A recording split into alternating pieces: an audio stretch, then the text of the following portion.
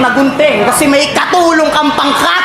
Pero ang pinakamasaklap, isa ka lang peke sa mata ng liga na to, yun ang di mo matanggap. Kasi kung si Looney bukas na libro, sinamantala mo yung pangungopya sa aklat.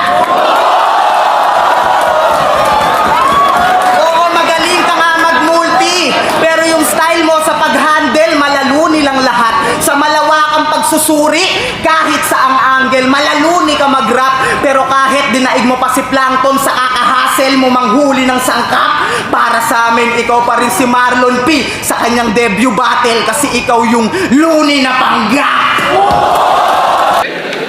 Napansin nyo ba? Nung sinabi kong joker ako, biglang joker din to. Nung sinabi kong nag-gym ako, nag-gym na din to.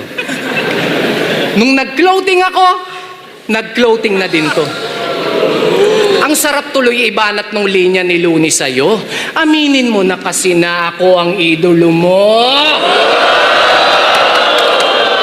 Oo, pagdating sa tugmaan, ikaw ang mas may quality.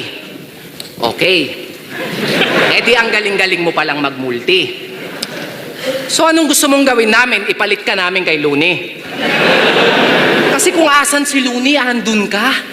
Nakatali ka ba sa kanya? Walang sariling galaw, umaasa na lang sa movement ng iba. Nagpapahatak na lang para umangat yung karir niya. Akala ko pa naman malakait na galawan, puta papit na lang pala.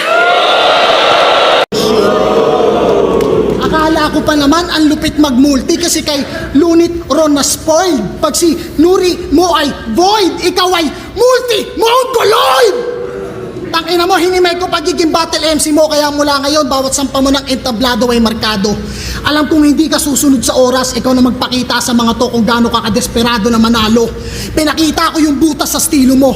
Mga self-proclaim mo na titulo, binagsakan ka ng barang nagpatong-patong. Tandaan mo hanggang salita ka lang, katotohanan ng